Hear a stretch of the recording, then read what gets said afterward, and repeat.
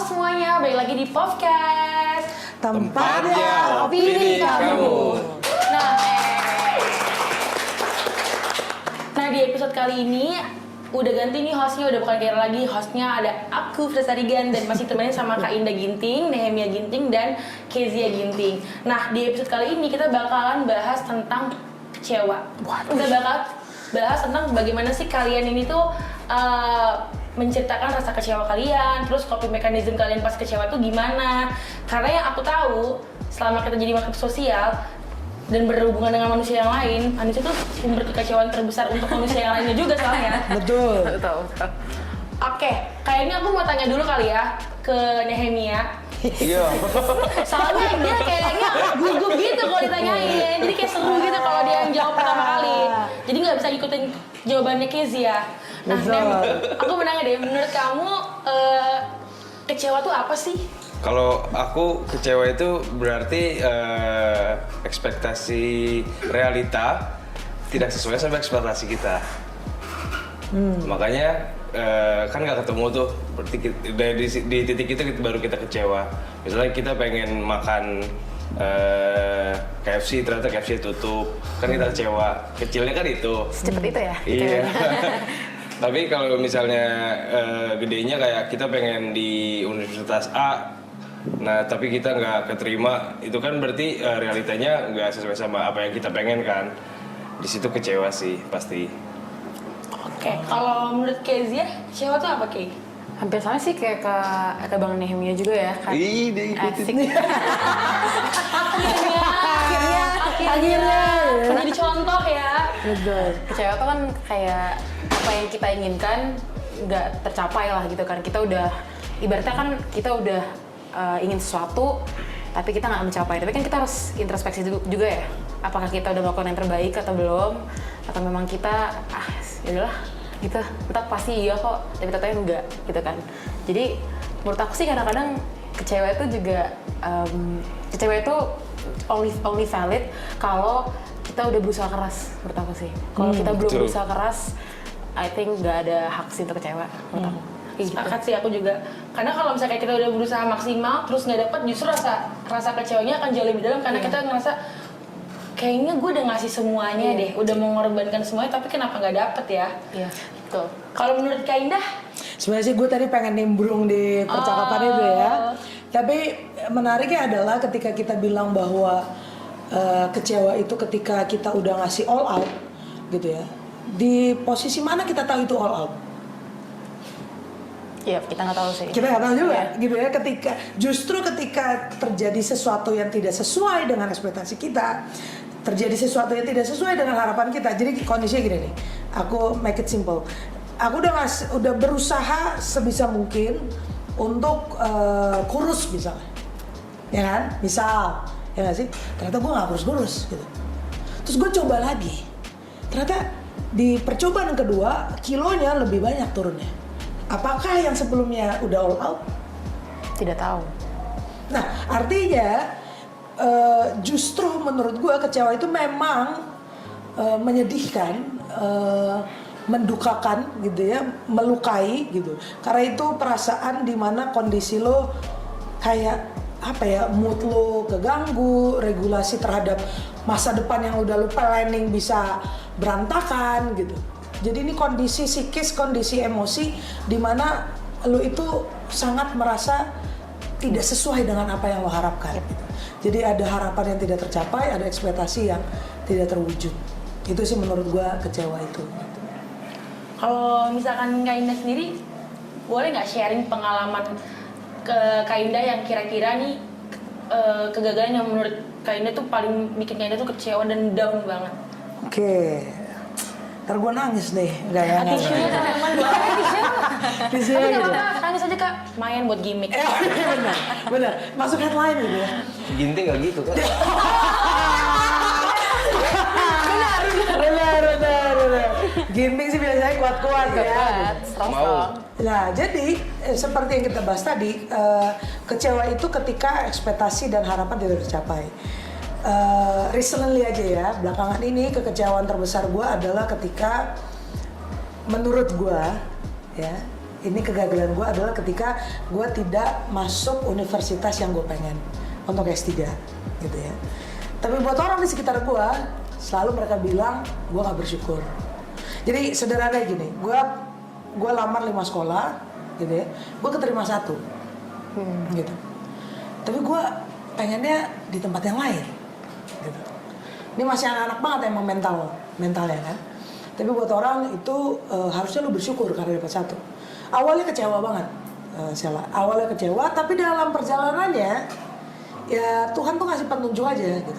Gak apa-apa dah lu keterima cuma 1, tapi ternyata 1 yang lu terima ini one of the best dari apa yang lu pengen capai gitu. Jadi itu pengalaman yang terbaru, itu gue alami akhir tahun lalu 2022.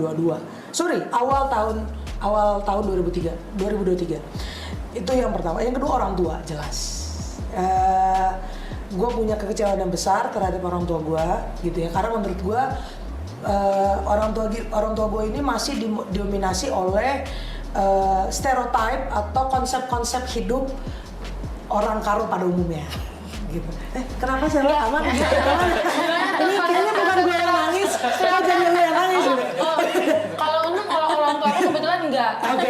Untungnya enggak. Untungnya enggak ya? Udah aku dokterin duluan ya. Gitu. Nah jadi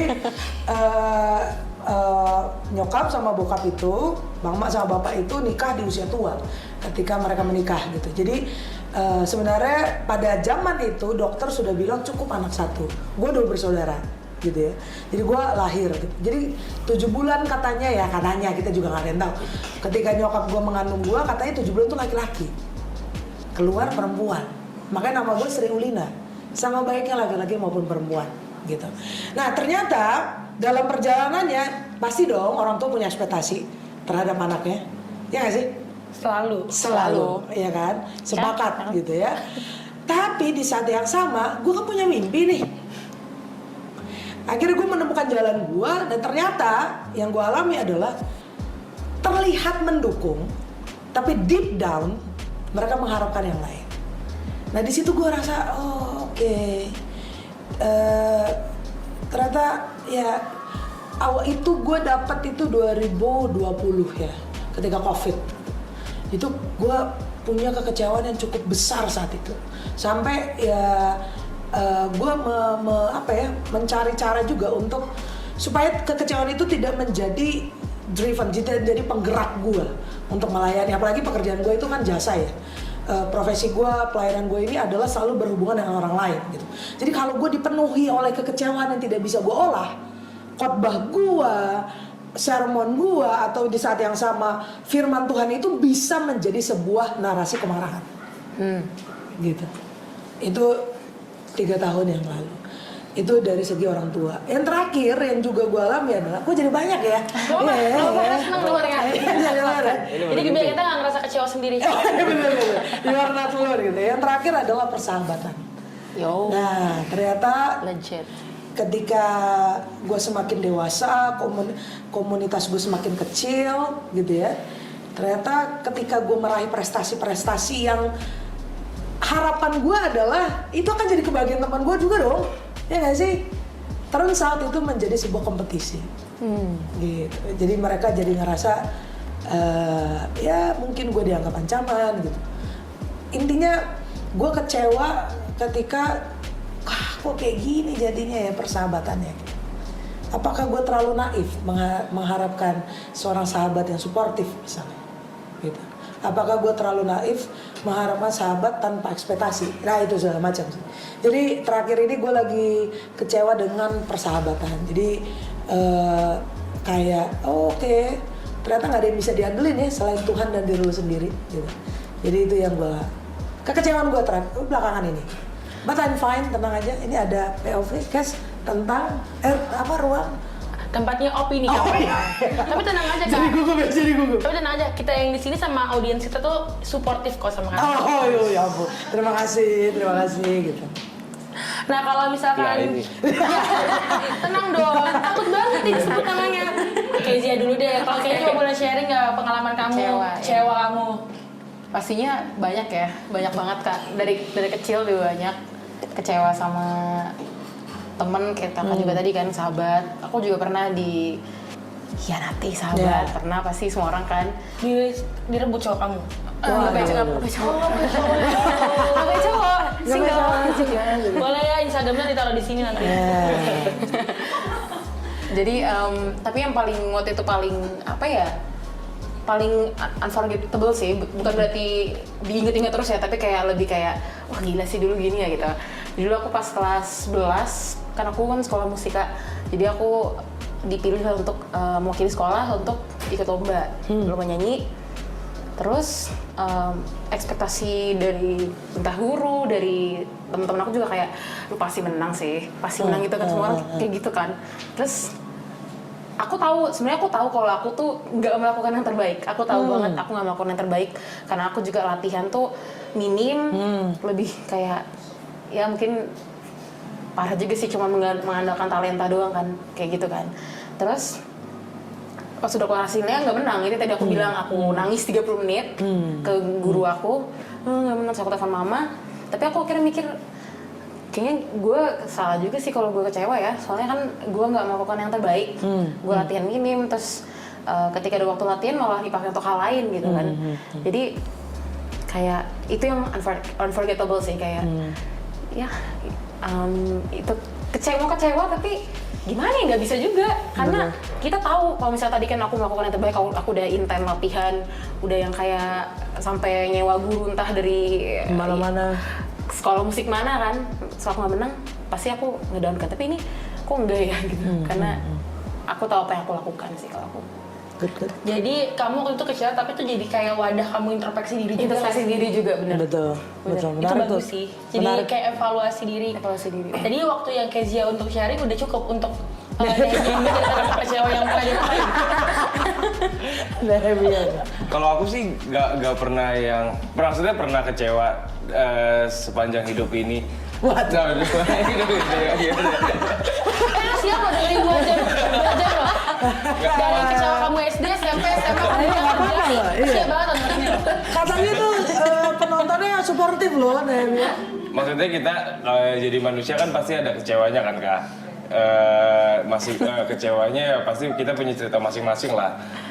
Kalau cerita kamu gimana? Nah, kalau cerita aku nggak bisa ceritain sebenarnya. Tapi aku punya tips. Kalau misalnya untuk mengatasi rasa kecewa, jadi sebelum misalnya kita pengen A nih. Sebelum kita pengen A, kita kan pasti ada usahanya dulu tuh untuk supaya dapat A. Nah, pas kita ngejalanin usahanya, kita tuh harus ngeset pikiran kita untuk memasang harapan serendah mungkin. Jadi pas kecewa, lu tuh jatuhnya nggak jatuh banget gitu. Tapi itu menarik juga, boleh nimbrung ya? Boleh dong. Tapi menarik juga karena sebenarnya ketika kita punya rasa kekecewaan, kita jadi bisa bisa ngeset ekspektasi gitu. Tapi kalau nggak punya pengalaman kekecewaan, Berarti pengalaman gua banyak dong. nah, kalau tiba-tiba Padahal tadi dia bilang dia nggak mau cerita pengalaman kecewa aja. Tapi udah kebaca ya. Iya, jadi gimana nih Nehemia? Mau dikasih contoh satu Spill. nggak? Enggak. Kayaknya deep banget nih rasa kecewanya nih. Betul. Tapi ya gitu, menurut gue sih berdasarkan kekecewaan gue itu ya gue jadi punya ekspektasi. Don't get me wrong ya, ketika gue punya kekecewaan terhadap orang tua bukan berarti gue nggak sayang sama mereka, gitu ya. Bukan berarti gue nggak mencintai mereka apa adanya gitu. Gue bakal all out ketika terjadi sesuatu terhadap mereka gitu ya. Tapi ya ini perasaan sebagai seorang anak aja ketika tertekan oleh ekspektasi di saat yang sama mimpi lo dengan mimpi orang tua lo beda gitu ya. Lo kan disuruh milih tuh. Kalau gue cuma milih mimpi orang tua gue, oke, gue dicap sebagai anak yang baik, anak yang menurut, tapi gue gak bahagia karena mimpi gue gak tercapai. Tapi ketika gue terlalu maksa mimpi gue tanpa komunikasi dengan orang tua gue, menjelaskan mimpi gue, berlaku baik, beretika terhadap mereka gitu ya, ya gue jadi anak yang durhaka gitu. Ya gak sih? Jadi kekecewaan itu membuat gue sadar dan membuat gue kreatif. Oh, gue harus ngomong gini ternyata sama nyokap bokap gue gitu. oh ternyata gue kalau berteman nggak boleh ternyata terlalu naif mengharapkan mereka selalu suportif. Ternyata ada insekuritas dalam diri setiap orang, gitu. Ketika kita sama-sama berjalan berjuang, lalu gue dapat duluan. Kalau teman gue nggak punya coping mekanisme untuk mengelola insekuritasnya, ya wajar dia nganggap gue sebagai ancaman. Wajar dia iri sama gue, gitu. Justru gue harus menolong dia. Nah itu yang gue dapat, yang gue pelajari dari kekecewaan. Dan yang terakhir, set boundaries, jelas. Dulu gue nggak bisa nolak orang. Gue people pleasing banget tuh dulu. Yes Nggak bisa man, ngomong yes no ya? woman. Nggak bisa Iya. ngomong no. Yes, woman. Yes woman banget tuh dulu. Gitu. Capek dong ya. Capek banget Iya. cuy. Gitu. Disuruh apa iya? Iya. Oe. Tapi untuk kesini bukan karena jadi people pleaser kan? Enggak Dianya dong. Enggak Enggak kok. terpaksa kan? Enggak dong. Menyenangkan di sini. Apalagi baca buku ini. Menyenangkan Dan sekali. tadi aku loh. sebenarnya mencari cara bagaimana biar buku tuh berdiri kembali. Betul. Aku tahu. Oke, kalau gitu aku mau nanya deh ke Kezia. Kenapa? Tadi kan kamu udah pernah kecewa nih. Gimana sih cara kamu mengatasi rasa kecewa kamu? Kalau tadi kan misalkan kayak nggak berekspektasi tinggi-tinggi, atau misalkan kayak aku kecewa nih terus kamu ngelakuin hal-hal yang mungkin bikin kamu tuh lupa sesaat rasa kecewa kamu. Karena kalau kamu kira-kira gimana? Kalau aku mungkin ini enggak kayak firman Tuhan gitu ya, enggak gitu ya Kak. Enggak. Aku pas aku tahu aku kalah waktu itu kan, telepon mama, aku kurang instrumen nyanyi. Kenceng. Nyanyi lagu yang aku lombain itu, aku nyanyi sebaik-baik mungkin dah. Yang penting bagi gue bagus gitu. Ya udah. Tapi aku tahu kan aku kurang lah, kecewa. Aku kecewa karena aku nggak reach itu, tapi gimana pun itu ya apa yang aku rasain saat itu tuh aku mau nyanyi. Jadi ya udah nyanyi aja lah daripada sok-sokan kuat. Jadi kamu meluapkan emosi kamu, perasaan kamu tuh lewat kamu nyanyi lagu itu lagi. Lebih ke teriak sih. Nah. Teriak Kan lagu penting itu. lega tapi kan. Betul. Kalau Nehemia, gimana nih cara kamu mengatasi kecewa kamu? Kalau aku Selain nggak meng-set ekspektasi tinggi-tinggi. kalau misalnya kita kecewa kan berarti kita sedih nih Kak, perasaannya sedih. Kalau aku pasti ngajak teman main sih Kak. Kemana? Kemana aja. Kasih sih ya pertanyaannya. terserah mau bawa gue kemana gitu. Asik. Kan kamu yang ngajak. Iya tapi kan ini kita Serahin ke temen. selain ke teman terserah gue mau Biasanya pusing. emang kemana? Biar nggak sedih lagi. Kepik ya. Lah kan aku nanya siapa tahu tempat yang Nehemia bikin dia senang tuh juga Bisa, bisa betul. kita kunjungi juga pas dia Betul. sedih gitu loh. Biasanya Jadi sih jangan kayak ke gereja ya. PA, KP. Amin. Ya harus dikonflik jangan ke gereja. Kan terserah mau dibawa kemana tadi Oh, wow. judulnya. Tapi kalau misalnya gue lagi kecewanya parah banget, sedih banget, mentok deh doa sih gue. Serius, tapi bener kan? Gue nyanyi. Kalau misalnya, makanya kalau misalnya kalian ngeliat gue doa, oh berarti ini orang lagi mentok gitu. Gitu kan. Jadi Iya. karena berarti lu jarang berdoa kan? Iya. Betul. Ini orang udah Paham, mentok paham, berarti paham. gitu. Berarti kita nggak mungkin lihat Nehemia di tempat-tempat yang lain ya, ketika kecewa ya. Selain itu, selain pergi nongkrong sama teman-teman buat cerita, ada cara lain nggak? Main game sih Kak, tapi itu kan basicnya udah lah. Ya. Itu aja. Oke, jawabannya pada main aman ya. Kurang Maunya gimana? gitu. Kita semua tahu loh jawaban jujurnya. Ini bercanda loh, aku cuma so tau aja loh teman-teman loh. Kalau misalkan Kak Indah, gimana Kak Indah? Coping mekanismenya berdoa juga kayak Nehemia, KP, PA. Betul ya, kalau gue sih lebih ke gue akan nyetir malam hari.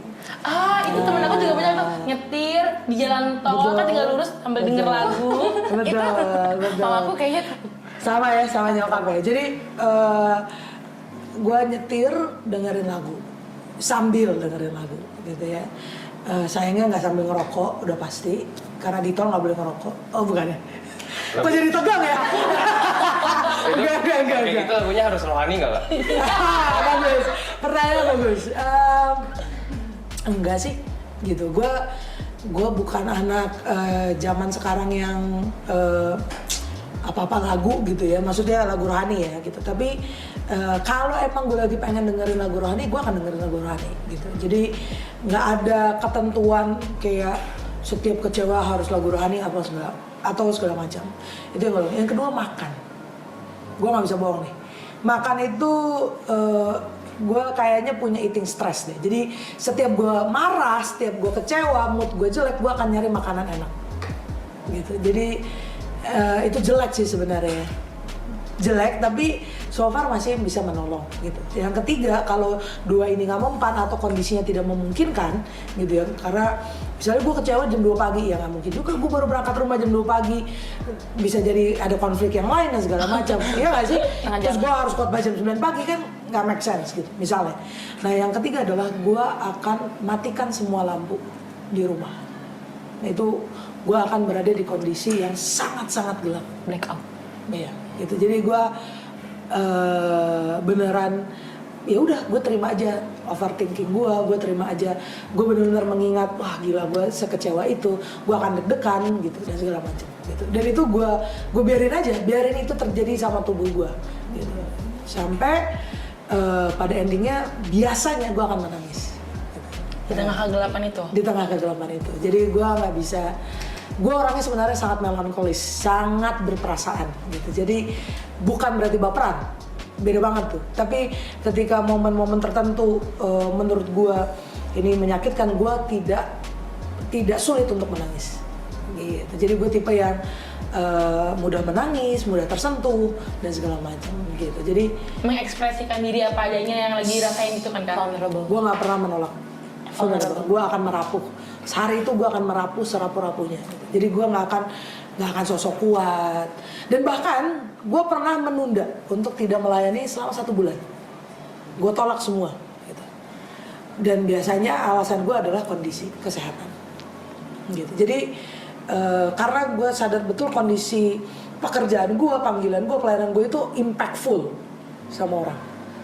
Perkataan gue, cara gue melihat orang, cara gue menyapa orang itu sangat mempengaruhi orang lain. Jadi kalau gue sendiri lagi tidak bisa menyapa diri gue dengan baik, kalau gue lagi tidak bisa melihat diri gue dengan baik, gitu, ya gue nggak mau maksain, gitu. Jadi tenang banget deh, jadi Iya nih, kusyuk banget nih. jadi kusyuk banget ya, gitu. Tapi Gitu aku sih, yakin Salah. sih blackout nggak mungkin blackout yang lain kan. Pasti cuma matiin lampu aja kan. Betul. Yang lain Aku nggak bisa mabuk orangnya. Aku nggak jawab itu, aku nggak bahas itu. Enggak, tapi bener kan? Nggak apa-apa. Maksudnya let be honest gitu. Aku minum gak bakal mabuk. Kok bisa? I'm a slow drunker. Nggak pernah Serius? Gitu. Gak pernah minum ya, jangan ya. Gitu. Tadi kamu minum loh. Dehidrasi dong kalau nggak pernah minum dong. Kayak Alkohol tidak pernah menolong gue sama sekali. Gitu. Jadi ya gue SMP SMA itu bandel saya, gitu. Sebandel Gimana itu. tuh bandelnya Kak? Bandel, gue pernah ngerokok SMP SMA, SMP SMA juga gue minum gitu. Tapi gue bukan pemabuk. Itu karena memang kakak mau coba-coba aja. Coba aja. Coba kan pas Coba kalau aja. di umur-umur situ tuh penasaran Betul, sih. gitu. Dan nggak pernah lanjut juga. Dan gue nggak pernah craving orang kebanyakan yang kayak kalau gue nggak ngerokok, Nggak gua- keren. nggak keren. Nggak juga gitu. Gak Ya, banget kan ya gitu ya. gue nggak, maksudnya Abang dengerin ya abang? Abang aku. Keren lucu. Abang aku. Abang aku di rumah abang bisa jadi shock ya. Aku nih aku. Bukan abang aku sih.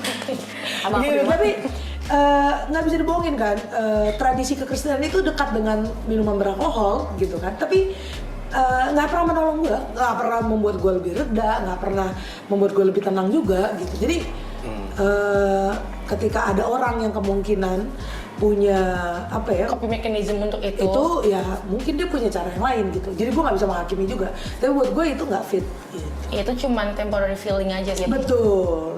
Karena masalahnya adalah Nggak ada. menyelesaikan Nggak apa-apa menyelesaikan juga apapun sih. gitu. Malah makin bikin perasaan lu jadi Bersalah, iya. sepakat. Kayak guilty pleasure gitu Iya, nggak kayak sih? harusnya lu bisa ini, lu malah ini. Malah Meme ini gampang dipancing ya kan?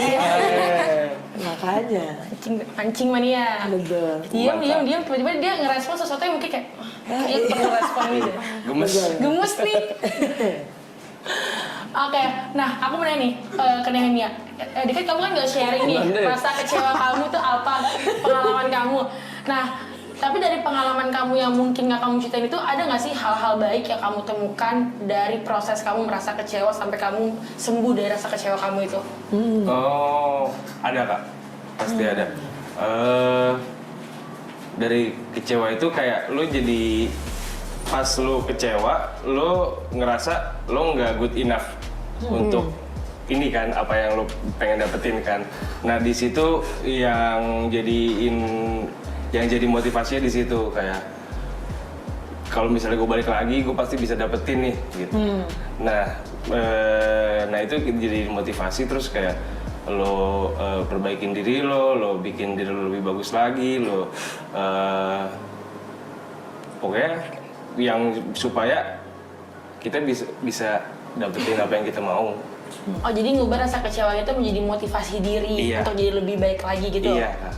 Ah bisa aja. Luar biasa. Manis sekali sepertinya Iya. hidupnya Nehemia ini, luar biasa. Manis Kak, Iya. direkam soalnya. Oh iya, ini writing Kak, ya. iya.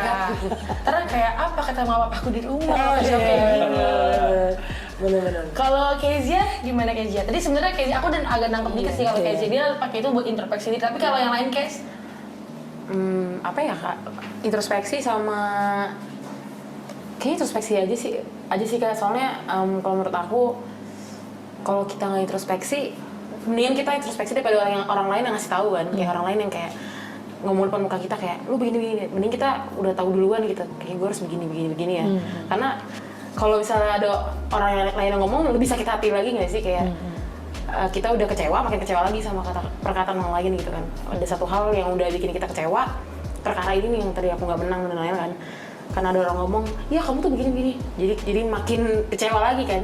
Jadi untuk menghindari double kecewa, combo kecewa, mendingan ya udahlah introspeksi diri, tahu apa yang harus dilakukan, tahu apa yang harus dilakukan ke depannya, dan tahu apa yang kita lack. Jadi supaya kita bisa belajar gitu. Karena bukan berarti kita, kadang-kadang kita selalu mikir, wah berarti ya they're lost lah gitu, lu nggak menangin gue, you're lost lah gitu kan. Padahal mungkin kita ada kurangnya, Betul. tapi kita nggak mau mengakui itu karena kita selalu merasa kita paling bagus, paling benar gitu kan. Jadi menurut aku juga selain introspeksi diri untuk belajar hal baru sih, belajar hal baru. Oke, kalau Kak Indah? Kalau aku sih ketika kecewa itu aku jadi tahu oh di sini titik lemahku ternyata gitu. Jadi aku tahu bahwa oh ternyata ketika ada seseorang menyentuh aspek ini gitu ya, entah emosional, entah ekspektasi yang tidak berjalan atau tidak sesuai dengan kenormalan pada umumnya atau norma pada umumnya, oh di sini ternyata lemahnya gue gitu. Yang kedua adalah membuat gue sadar untuk setting boundaries. Sebagai seorang pendeta, sebagai seorang perempuan, sebagai seorang dosen nantinya gitu, boundaries itu buat gue penting banget gitu. Karena profesi yang gue ambil, panggilan ini sebagai pendeta ini adalah pekerjaan yang tipis banget batasannya gitu. Orang itu umumnya ya, stigma yang terjadi adalah pendeta itu pasti baik-baik saja. Pendeta itu pasti bisa dengan mudah, dengan cepat mengelola rasa sedihnya, rasa kecewanya dan segala macam. Atau sudut pandang yang mengatakan ya pendeta itu pasti lebih cheerful lah, lebih joyful daripada orang kebanyakan dan segala macam. Ini kan sebenarnya tidak memanusiakan si pendeta itu. Seakan-akan stigma ini mengajak si pendeta itu untuk berpikir bahwa ketika gue merasakan emosi negatif ini ada hal yang salah sebagai seorang pendeta gitu. Akhirnya ketika gue merasakan kekecewaan gitu ya, sebagai pendeta ya bukan berarti gue gak ada kecewa juga sama gereja gitu ya, sama keluarga atau sama jemaat dan segala macam, ada juga gitu ya. Tapi bukan berarti itu dengan mudah bisa diubah. Sehingga dalam perjalanannya cara gue mengelola dan belajar dari rasa kecewa itu adalah gue harus set boundaries. Gue nggak boleh terlalu melekat sama apapun di luar diri gue selain Tuhan itu sendiri. Itu yang gue percaya. Jadi berdasarkan kekecewaan demi kekecewaan yang gue alami, gue sadar betul lekatan gue hanya kepada Tuhan. Even kepada manusia yang adalah orang tua tidak menjamin kebahagiaan juga gitu. Jadi lekatan itu hanya kepada Tuhan. Jadi ketika sama Tuhan punya relasi yang cukup ya dengan metode yang berbeda-beda gitu ya. Mungkin lo merasa dekat sama Tuhan ketika lo nyanyi terus atau berdoa terus atau baca firman terus atau lo padukan 3 praktis ini. Tapi buat gue, ketika gue nyetir setiap malam, gue ngomong sama Tuhan, Tuhan gue capek banget gitu. Kenapa harus begini gitu. Jadi sambil dengerin lagu tapi gue ngomong aja gitu sama Tuhan. Jadi benar-benar ya gue ngerasa cara gue dekat sama Tuhan ya kayak begitu gitu. Dan kita diajak untuk menemukan cara kita masing-masing gitu. Jadi itu yang gue pelajari. Jadi dan yang ketiga gue semakin kreatif melihat diri gue. Oh ya, gue punya titik lemah ini, gue punya batasan ini, maka gue harus mencari metode lain untuk menavigasi atau meminimalisir kemungkinan gue untuk kecewa. Gitu. Jadi semakin kreatif sih sebenarnya apa yang gue alamin ya. Semakin kreatif, apalagi ketika gue mendengar cerita-cerita orang lain gitu. Gue semakin kreatif berempati sama orang lain, gue semakin kreatif menolong orang lain dan segala macam. Kalau gue nggak pernah kecewa, Kita nggak tahu. kita nggak akan bisa belajar. Ya, karena kalau aku juga melihat kekecewaan dan kegagalan itu sebenarnya proses kita untuk mengenal diri sendiri juga sih. Betul. Kita jadi mengenal kekurangan kita apa, kelebihan kita apa, motivasi yang kita punya untuk mencapai suatu tujuan itu sebenarnya apa. Dari cara situ sih, kalau kita nggak pernah gagal, nggak pernah kecewa, kita nggak akan pernah belajar. Karena hidup Betul. itu jadinya cuma lurus aja. Padahal hidup yang seru kan yang ada belok-belokannya kan. Betul. Bisa jadi rasa kecewa itu adalah filter terhadap orientasi hidup. Begitu. Sepakat sih aku. Jadi kayak tanpa kecewa kita kayaknya nggak bakal pernah menguji apa sih sebenarnya panggilan hidup kita gitu. Ya ini bukan masalah lu jadi pelayan aja ya, tapi as a human being sebagai manusia. Kayak gitu tuh. Berat ya? Serius banget. Serius banget nih. Iya kan, gila. kalau Sampai tegang kalau nih. nggak pernah kecewa kita nggak tahu rasa sukses, rasa happy gitu kan. Banget. Iya benar. Kalau kita nggak pernah sedih, gimana kita tahu Tahu rasa bahagia. rasa bahagia itu sedemikian rupa menyenangkannya nggak sih? Tapi aku harus ngingetin, statement-statement itu bahaya. Kenapa? Kenapa gitu? Karena seakan-akan di balik kekecewaan selalu ada bahagia. Belum tentu. Iya lagi kalau hidup gitu ya. Belum tentu gitu. Itu sama, statement-statement seperti itu sama dengan ketika lu memberi persembahan, pasti lu diberkati. Belum tentu juga sih. Kalau masalah berkat dari Tuhan, lu mau ngasih persembahan, lu mau nggak ngasih persembahan, lu mau jadi pelayan, mau tidak jadi pelayan, itu akan diberkati Tuhan. Tuhan memberi berkatnya, nggak pernah mandang orang. Kalau kayak gitu sebenarnya termasuk toxic positivity nggak sih Kak? Anggapan kayak gitu, statement itu. Yang tadi, yang kecewa, iya. Exactly. Iya nggak sih, iya. Itu yang tadi aku pengen ingetin gitu. Jadi kalau emang lagi kecewa, nggak apa-apa, udah kecewa aja gitu. Tanpa harus merasa bahwa ketika kita punya kecewa pasti ada kesuksesan di belakang. Nggak perlu. Itu sebenarnya untuk menenangkan diri sih. Ya.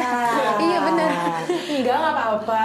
Ntar juga Nah. pasti ada kok ininya. Karena aku kayak misalnya kayak aku kalah, aku tahu aku nggak akan menang kan, nggak akan bisa merubah tiba-tiba gue menang kan, tapi ya besok pasti Nanti dia next lain. gitu kan. Kalau memang itu sebagai narasi untuk memulihkan kita, akui itu sebagai narasi yang memulihkan. Tapi bukan jadi jaminan akibat dari kecewa kita. Atau jangan dijadikan kekecewaan dan kesuksesan di masa mendatang jadi sebab akibat. Nggak semuanya begitu. Gitu. Karena banyak orang yang kecewa pun tidak bahagia dalam hidupnya. Ya kita kalau ngomongin kemiskinan, dia miskin terus. Terus kita bilang, udah tenang aja, lu berjuang aja. Itu kan American wisdom banget gak sih? Dia gak sih American wisdom banget? Udah pokoknya lu berjuang. Ya gak bisa, orang dia gak dapat akses pendidikan, dia tetap ditekan, dia tetap ditindas gitu. Ngomong doang, lo kasih duit dong. Nah, narasi-narasi itu makanya buat saya pribadi adalah nggak apa-apa, akui aja gitu. Marah aja di kondisi itu gitu. Tanpa mengharapkan iming-iming terhadap sesuatu yang di masa lain atau di masa depan gitu.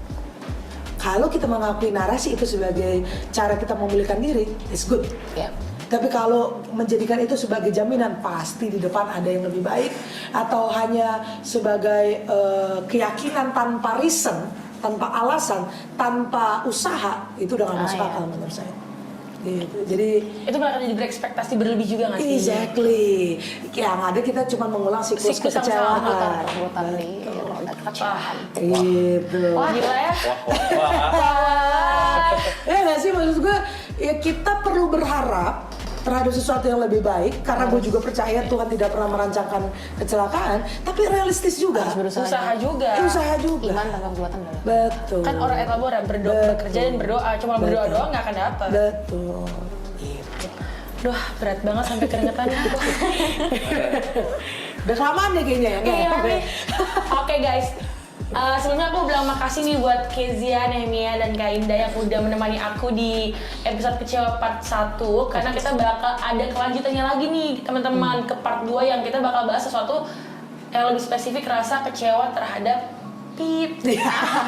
Biar penasaran dong, itu perlu gimmick-gimmick lucu gitu gak sih? Betul. Jadi teman-teman jangan lupa untuk terus ikutin podcast, dan jangan lupa juga untuk aku bukan follow ya, ini bukan Twitter ya. Untuk klik loncengnya biar dapat notif, terus subscribe juga dan share ke semua teman-teman kalian semua. Aku dan teman-teman aku undur diri dulu. Bye. Bye.